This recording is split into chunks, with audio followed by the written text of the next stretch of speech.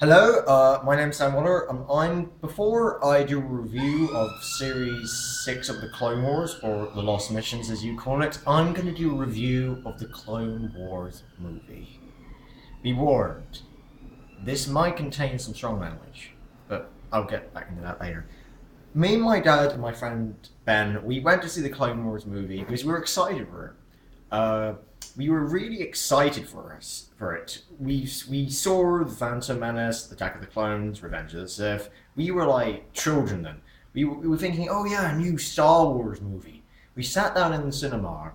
In the opening minutes of the movie, it was pretty good. The plot is there. There's the war going on. Separatists versus the CIS, the Jedi are outnumbered, they need trade route, Jabba the Hutt's son has been kidnapped. That all sounded pretty good. But then the movie began to fall apart. The opening beginning scenes were pretty good. Then when Ahsoka came onto the screen, it all began to fall apart. Not saying Ahsoka is a really bad character. She grew over the series, but in the movie, this is the movie review. God, she was alright, but then she became my worst nightmare in the final minutes of the movie. Halfway through the movie, she was my worst nightmare.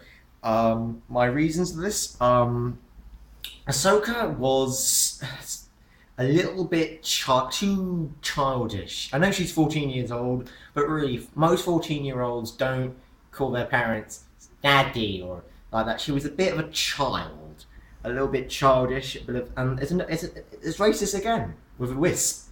Artui, it was a bit disrespectful to the Star Wars characters that we all know and love. It's R2D2, not R2E. It's Anakin Skywalker, not Sky Guy.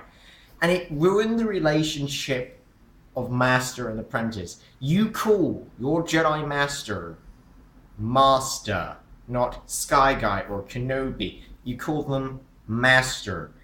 And the movie fell apart with this because it's another retcon, going back, changing things. Because that what kicked the movie really royally. But it also could have made the turn in episode 3, what sucked, into a really good thing. So you feel a little bit more emotion towards Anakin when he does turn to the dark side. But if you've seen Series 5, you know what I mean. The turn is still crap. Anyway, so yeah, Ahsoka is really... She grew over the series, but in the movie, she was just this annoying character who I couldn't care less about. And that's why the movie fell apart. Anakin Skywalker's mission in this, he ain't just some war hero, he's Mr. Rescuer. He was trying to rescue Jabba the Hutt's son. Oh my god, another crap character. Why? Why, George? Why? And the action sequences made up for the bad story plot. Only just. Characters who we really love in the EVU, like Asajj Ventress, were ruined in this movie. They just make Ventress not that intelligent, and she's this hacking, killing death machine, where she's a very intelligent person. Only when she gets into the rage of the battle, she becomes a lightsaber-wielding killing machine. They ruin it to me. From the first moment, we discover that she's incompetent. She doesn't know how to control a battle. She hardly knows what she's doing. And the worst part of the Clone Wars movie, Zero the Hutt. Oh my god. This person is the uncle of Jabba the Hutt, and he sounds like a transvestite slug. Are you serious?